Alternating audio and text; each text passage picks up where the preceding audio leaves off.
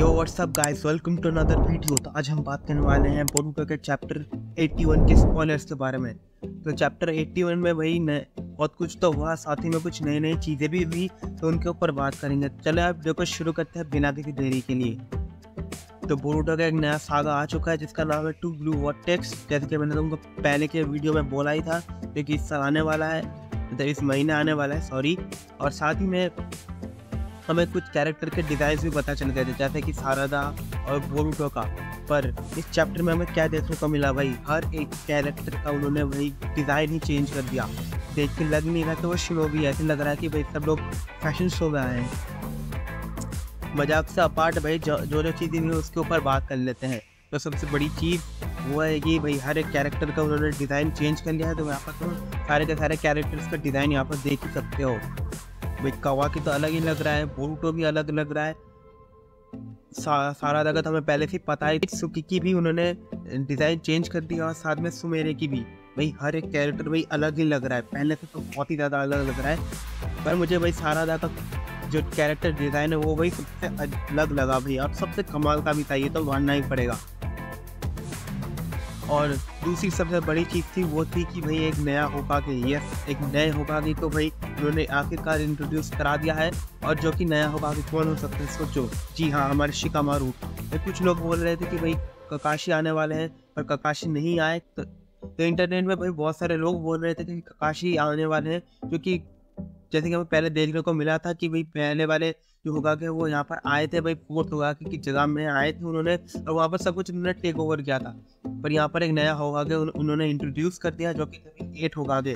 और हमें 8 इसके ऊपर ज़्यादा कुछ पता क्यों नहीं चला, क्योंकि भाई याद है वो ट्रेलर में भी देखने को मिला था, ट्रेलर नहीं मतलब एपिसोड में देखने को मिला था, जो कि फाइनल बैटल में हुई थी। वहाँ पर भाई 7th होकागे के बाद किसी का भाई फेस नहीं था, जो शायद से भाई अभी तक उन्होंने फेस बनाया नहीं था, क्योंकि भाई बहुत सारे इंटरनल अफेयर चल रहे थे। तो भाई वहाँ फेस बना का कोई लाभ नहीं होने वाला। और वैसे भी और ये बहुत ही अच्छा डिसीजन था कि शिकामारू को होकागे बना दो, क्योंकि वो बहुत पहले से होकागे के साथ रहा है, और वो ककाशी और नारुतो के साथ भी भाई बहुत पहले से रहा है। तो उसे बहुत अच्छा एक्सपीरियंस है कि कैसे होकागे को सब कुछ कैसे हैंडल करते हैं। और हमें तो पता ही है कि भाई उससे ज़्यादा इंटेलिजेंट कैरेक्टर भाई पूरे बोरुतो में अभी तक कुछ कोई भी नहीं है। और उसके जो डेंजर या कुछ एनिमी अटैक में जो उसका ब्रेन चलता है ना, वो अलग ही लेवल में चलता है।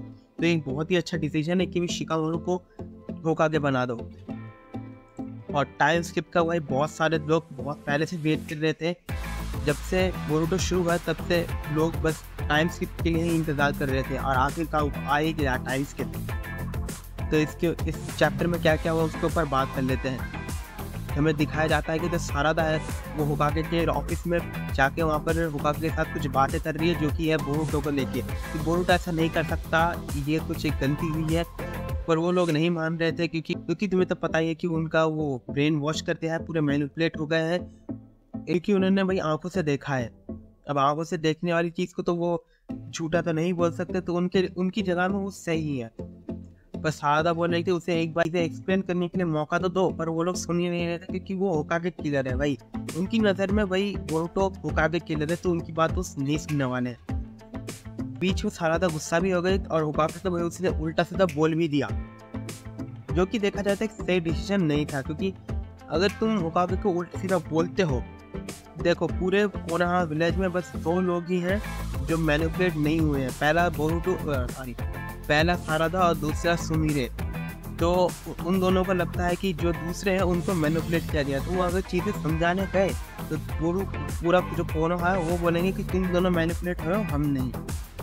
तो यहाँ पर मेजोरिटी में कावाकी ही जीत रहा है। तो ये ऐसे जाके भाई एक्सप्लेन करने से तो कुछ भी नहीं होने वाला। तो जब शिकामारू और कोनोहामारू ने सारादा को धमकी दी कि तुम ऐसा अगर करोगे तो तुम हमेशा एक जेनिन ही बन के रहोगी और कभी होकागे बन नहीं पाओगी, तो वहाँ पर सारादा ने मतलब वापस से वही अजीब से एटीट्यूड के साथ उनको जवाब में क्या दिया, इसलिए क्योंकि मेरे जो फादर है वो भी बोरुतो की तरह ही है, उन्होंने धोखा दिया है। तो यहाँ पर शिकामारू बोलते हैं कि भाई हमेशा हाथे को हर चीज़ में मत लाओ, क्योंकि सही भी बात है भाई। हाथे से भाई क्या किया है भाई, उसका हर चीज़ में तुम लोग डालते हो भाई। वो बंदा हर चीज़ ठीक करने की कोशिश करता है, तुम लोग उसको बीच में ला रहे हो हर चीज़ में। फिर हमें नरूटो और हिनाटा का एक पैनल दिखाया जाता है, बस एक थोड़ी देर के लिए। उन्हें अलग डायमेंशन में दिखाया जाता है जहाँ पर उनकी एज नहीं बन रही है, जो कि यह देख के बुरा भी लगता है, बुरा और अच्छा दोनों ही लगता है, क्योंकि देखो वो जिंदा तो है जो कि अच्छी बात है, पर उनकी एज नहीं बढ़ रही है और वो हमेशा सोए रहे। तो जब वो उस डायमेंशन से निकलेंगे तो वो अपने बच्चों को वही बड़ा होता हुआ नहीं देख सकेंगे, और अगर वो जब जाएंगे ना तब तो वही कुछ की एकदम लगी पड़ी रहेगी। फिर हमें कवाकी को दिखाया जाता है। कवाकी भाई बहुत ही अलग लग रहा है भाई, पहले जो कैरेक्टर डिजाइन था ना उससे भी तो बहुत ही ज़्यादा अच्छा लग रहा है देखा जाए तो। सच में तो देख के लग रहा है भाई ये लोग फैशन शो में जा रहे हैं भाई, शुरू भी नहीं है ये लोग। फिर बाद में हमें सुमेरे और सारादा के बीच में कॉन्वर्सेशन में दिखाया जाता है। सुमेरे को भाई कैरेक्टर डिज़ाइन बहुत ही अच्छा लग रहा है, मैं सच में बताऊँ बहुत ही सही है भाई, ये बढ़िया था। सच में बताऊँ ये कैरेक्टर बहुत ही अच्छा था भाई, क्या कैरेक्टर डिज़ाइन बनाया है, मज़ा आ गया। और यहाँ पर वही सेम चीज़ जो मैंने अभी बोला तुमको, वही उसके ऊपर बात कर रहे थे कि अगर बस तुम दोनों को बस मैनिपुलेट नहीं किया गया है, पूरे विलेज को मैनिपुलेट किया गया है, तो उनकी नज़र में भी तुम लोग मैनिपुलेट हो, वो नहीं। तो यहाँ पर वो भी यही इसी चीज़ के ऊपर बात कर रहे थे, जो कि यार सही है। अगर तुम बार बार उनको ऊपर जाके बोलोगे ना कि भाई ये सब एडा ने क्या है, एडा ने क्या है, कावाकी के बात सुन के, वो नहीं मानेगा, वो मान भी लेना एक बात कि हाँ ठीक है ये सब कवाकी और एडा ने क्या है, तो वो लोग बोलेंगे कि जो एडा की जो पावर है वो तुम लोगों के ऊपर है, क्योंकि तुम लोग अलग हो हमसे। यहाँ पर मेजोरिटी में जीत रही है, ये तो कॉमन सेंस है। तो मैं बोल रहा हूँ ये फालतू में ये बस टाइम वेस्ट है वहाँ पर जाके उनके ऊपर कन्विंस करना। फिर बाद में हमें एडा और डीमन को दिखाया जाता है कि उनकी एज तो नहीं बनी है, उनकी एज बढ़ने भी नहीं वाली, वो जैसे वैसे ही सेम रहेंगे। तो यहाँ पर हमें दिखाया जाता है एडा सुमीरे और सारादा के साथ कुछ कॉन्वर्सेशन कर रही है कि जो वो पावर थी, जो उन्होंने वो जुस्सु यूज़ किया था, वो है क्या चीज़। जो उन्होंने वो जुस्सु यूज़ किया था एडा ने, जो कि तो कि वो ओमनीपोटेंस है, वो अटास्की ने बनाया है। तो यहाँ पर एडा उनको बताते कि जो उसकी जो वो एबिलिटी थी ओमनीटेंस ओमनी क्या यार, एक तो यार बोल भी नहीं पा रहा मैं, सॉरी फॉर द प्रोनाउंसिएशन।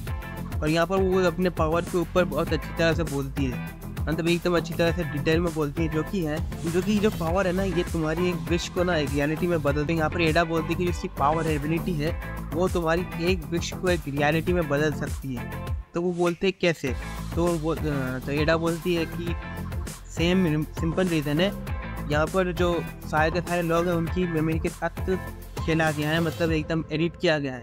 मतलब बोरुटो की जगह में कावाकी को लगा दिया, कावाकी की जगह में बोरुटो को लगा दिया। इस सिंपल चीज़ में बताऊँ तो बस मेमोरी को वापस से रीराइट किया गया है। तो यहाँ पर सारादा बोलती है कि भाई ये जो चीज़ तुमने अभी बोली है ये सारे कोनोहा विलेज को बताते हैं। तो यहाँ पर वही सेम एडा भी वही बोलते हैं कि अगर हमने सबको ये बता दिया तो पहली बात वो समझेंगे नहीं, अगर वो समझ भी गए तो उनके हिसाब से लगेगा कि तुम दोनों की मेमोरी चेंज की गई है, ना ही उनकी। तो ये सब फालतू में रिस्क लेते भाई कोई फ़ायदा नहीं है। तो ये सब कॉन्वर्सेशन चले रहे थे कि एडा उनसे पूछती है कि अच्छा एक चीज़ तुम बताओ कि तुम दोनों के ऊपर ये इफेक्ट है वो लगा क्यों नहीं। सारादा को तो यार पता नहीं, मुझे तो पता नहीं सारादा का क्यों, पर सुमेरे का ये पता है कि उसके ऊपर ये इफेक्ट इसलिए काम नहीं किया क्योंकि वो एक डीमन है, सिंपल रीज़न। तो यहाँ पर बताया जाता है कि यहाँ सुमेरे के ऊपर वो जो एबिलिटी है वो काम क्यों नहीं की। इसका सिंपल रीज़न है क्योंकि वो एक डीमन क्लैम्प है, इसलिए उसके ऊपर जो एबिलिटी है वो यूज़ नहीं हुई है। और सारादा को उन्होंने रीज़न पता है क्या दिया, चार्म की वजह से। तो ये सब हो रहा था। फिर हमें वही मित्सुकी को दिखाया जाता है जो कि भाई अलग मतलब इतने गुस्से में है ना, उसको देख के लग रहा है कि अगर वो बोरुटो का एक सेकंड के लिए भी देख ना उधर जाके उसे मारना शुरू कर देगा, तो एकदम ख़त्म ही कर देगा। और जो लग रहा था ब्रो भाई पूरा ब्लैक में, तब क्या ही लगा है, मज़ा आ गया भाई। तो हमें बताया जाता है कि इन रिसेंट कुछ ईयर्स में जो कोड है वो बोरुटो के पीछे लगा हुआ है, पर कुछ दिन से ना, कुछ महीने से जो कोड है वो कोनोहा के ऊपर अटैक कर रहा है, वहाँ पर अपने मतलब क्लॉ मार्क बेच रहा है। और ऐसा ही हुआ, उसने एक क्लॉ मार्क बेच दिया, बीच सड़क में एक पूरा मतलब 3-4 मॉन्स्टर आ गया, साथ में कोड भी आ गया। तो वहाँ पर जाके सारादा पूछते कि तुम तो पहले बोरुटो के पीछे लगे थे, यहाँ पर क्या आए हो, यहाँ पर बोरुटो नहीं है।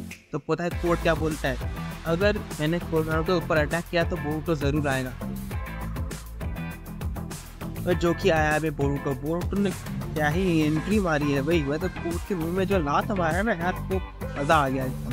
और बोरुटो के आने से कवाकी, मित्सुकी और सारे के सारे जितने भी लोग थे भाई अलर्ट में आ गए। मतलब कोड आया है, कोड को देखने की जरूरत नहीं है, पूरा बोरुटो के मारो। मतलब कोड की कोई इज्जत ही नहीं है यार। मतलब होका ने पता है होकागे ने क्या ऑर्डर दिया है कि जाके पहले बोरुटो को देखो, कोड को नहीं। अरे बंदे के पास 50,000 से 1 लाख की सेना है यार, मैंने कोड को पकड़ना चाहिए। ये बोरुटो के पीछे लगे हुए यार। ये सही नहीं है। तो और यार एक साथ में मैं तुम्हें एक इम्पोर्टेंट चीज़ बताना भूल गया, वो था भाई हिमावारी के ऊपर। हिमावारी में बहुत पहले से बड़ी हो चुकी है, 2 साल या 3 साल से शायद। और हेयर स्टाइल भी चेंज किया है, सब कुछ एकदम कैरेक्टर डिज़ाइन भी चेंज किया है। और तुम्हें तो पता है उसकी मेमोरी के साथ भी खिलवाड़ किया ही गया है। पर यहाँ पर यह है कि जो हिमावारी है वो कुछ चाहती है कि वो बोरुटो को प्रोटेक्ट करे, ना कि कवाकी को। वो एक जगह में बोलती है कि उसकी जो इमेज है बोरुटो की, उसके इनसाइड मतलब ब्रेन में वो अलग ही है। यहाँ पर उसने देखा है कि जो बोरुटो है उसने भी अपनी पूरी एकदम लाइफ झोंक दी है अपने फादर और उसकी बहन को प्रोटेक्ट करने के लिए। तो मैं यहाँ पर एक चीज़ समझ में नहीं आई कि उसकी पावर अभी से अवेकन होना शुरू हो गई है या उसके ऊपर ये जो एबिलिटी है वो काम नहीं आई। वैसे जो भी हो यार, ये चैप्टर था बहुत ही अच्छा गया। और लास्ट में जो तीनों एक साथ आए ना, बोरुटो, मित्सुकी और कवाकी, वो पैनल में बहुत अच्छा लगा मेरे को। तो आज के लिए बस, अगर तुम्हें ये रिव्यू पसंद आया तो लाइक मारो, चैनल में नया हो तो सब्सक्राइब करो। चलो मैं तुम्हें मिलूंगा आज का वीडियो में, तब तक के लिए बाय।